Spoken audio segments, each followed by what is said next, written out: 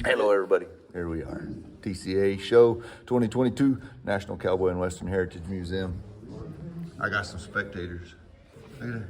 Hey guys. There's Big John. Hey guys. That's Jason Gomsh. John is our current president. Jason is our accountant. Very important, smart business guy with dealing with a lot of artist types that have no idea concept of money. Anyhow, he helps us. He's gonna help me today do some things. And so, first of all, I just want to show y'all the show and what's going on. We got Bo over there. We're all sitting in here, trying to get it all right and have a big deal. Tonight is the preview, and so still, you want to come? Got tickets available. Come to the door. You can come to the door and come on in. Starts at 6 o'clock. You'll have to buy tickets. Can you buy tickets to get in tonight? At the door. Yeah, so there you go. You can buy tickets at the door. I know that's the case tomorrow. Probably can't get into the banquet because of dinner arrangements and the catering and all that stuff, but you can certainly come to the sale and see what's going on. So anyhow, I've introduced you to Jason, showed you. He has a question for me, and then we're going to go answer it. I'll probably hand the phone off to you, new cameraman, guys. Here we go. So Jason's going to have some questions, and I think it's very important as a craftsman. I often think, well, you should understand, and you do understand. So this is finally Friday Workshop Wednesday. All right, here we are. So Jason's got a question, and as a collector and as a fan of doing what I do, but Jason doesn't live in my shop with me, so y'all all probably have a lot of similar questions. So here we go. And welcome to Jason. Hi all. So Wilson, as a collector, you have two pairs of spurs in the show. Both of them very fancy. One of them you're charging $11,500 for. Has lots of gold, lots of silver, fancy blue finish. So here we go. So we'll show this and show y'all what all is going on. And it is lots of eye appeal, right, Jason? Lots of eye appeal. Because of the contrast of colors and all that. Lots going on there. All right, so what's over here? Yeah. Over here, we have to me, what appears a much simpler set of spurs, but it's $24,500. Is that the difference in material, time, or why? There you go. All right, so yes, and yes. There's a lot of difference going on. So to explain to you, let's go over here to the less expensive, but more color, more contrast, more things going on. So when you see this pair of spurs, first of all, you start out with the metal. So let's come to this side. Let's look at the metal work over here on this pair of spurs. So with the exception of the rowels, there's about 2 days worth of work to create the metal work on that pair of spurs. So let's go over here to the other one.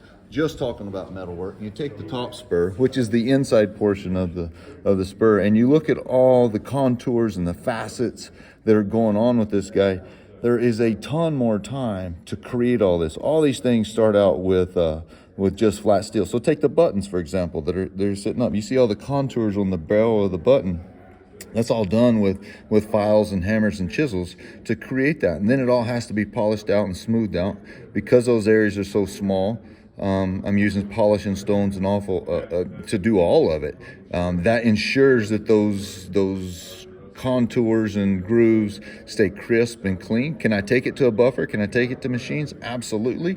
But it blends things together. A buffer blends. So I want things to stay crisp and clean. You take the edges of the band there, and the shank, the rounds, the flats, all that has to stay flat and true. And I have to file all those in there or grind them. I'll use any kind of modern technology I can to accomplish it, but I have to ensure that the quality stays the same, so polishing stones ends up happening.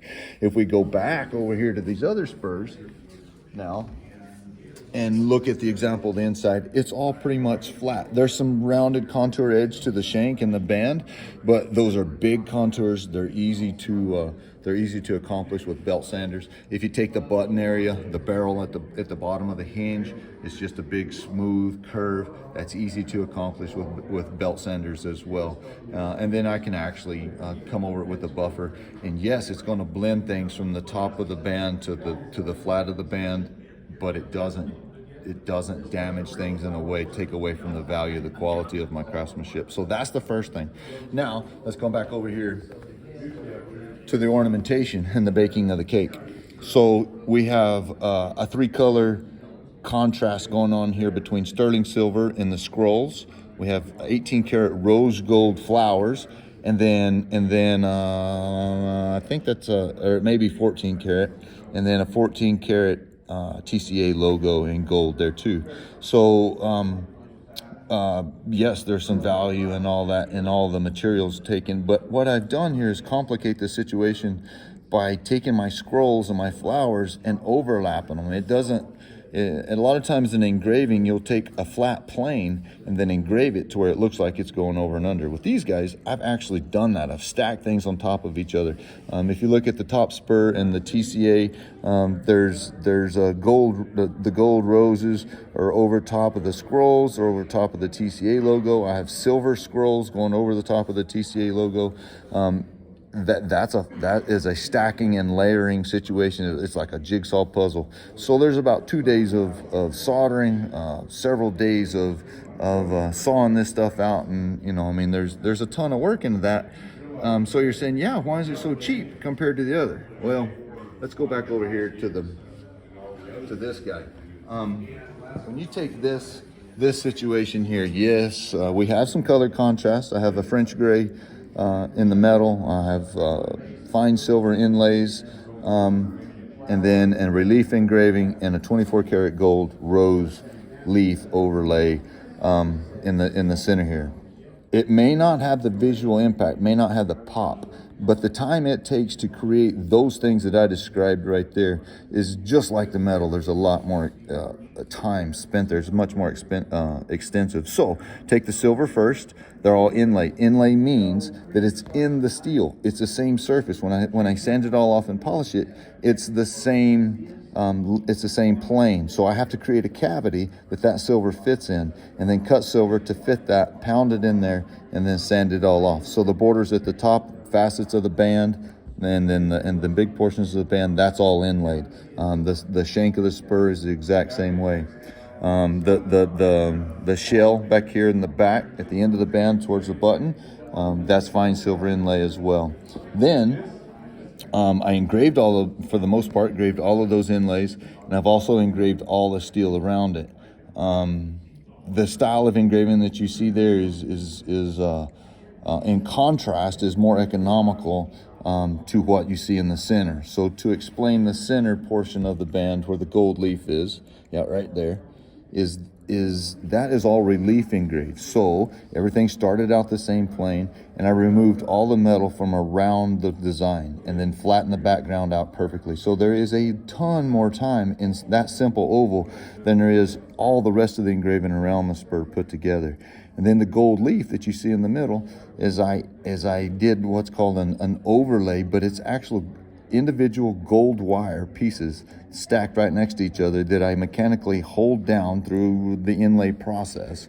And basically that means the bottom of the hole is wider than the top of the hole, so that when you pound the wire down in there, it stays in place. And I sculpted it. So instead of making it look like it's three-dimensional through lines, which is what the scrolls are around that gold leaf that you're looking at there, that the lines make it look like it's three-dimensional. Well, the gold in the middle, the leaf, is actually sculpted to where it is three-dimensional the way it goes. And then the chains, the rowels, there's a ton to this pair of spurs. It's just basically takes twice as long to create that pair of spurs as it does the other. And then on the inside of the band, which it's kind of hard to see the way things are displayed here, but if you know, right on the outside edge, keep going to your left, other way, that way, there you go, right in there. See the TCA logo?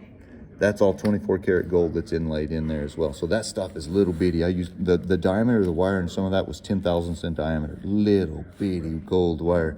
So that means I have to create that cavity, and then I make the cavity at the bottom wider than it is at the top. Again, pound the gold in there, smooth it all off with stones, and away you go. So lots of difference between what's going on there. And without telling you guys how to build the clock, when you ask what time it is, I often don't go through the whole process. But thank you, Jason, for asking. what the hell are you thinking, dude? Right? I mean, that's a legit question, and there's a lot going on in there, and to create bull spurs, for sure. I mean, an $11,000 pair of spurs isn't a cheap everyday pair of spurs, right? But to do the techniques that I use with the California style here is quite extensive. So anyhow, I would love to see you guys here. If y'all make the TCAA show, I'm one of 12. How many people we got? 14 of the guys. So we have 12 active members. We have some emeritus members that are showing, and so there's just an incredible amount of work here that we'd love to show you guys. And if you'd show up here, I'd talk more than I do on the video. So we'd have a good visit. See y'all soon. Adios.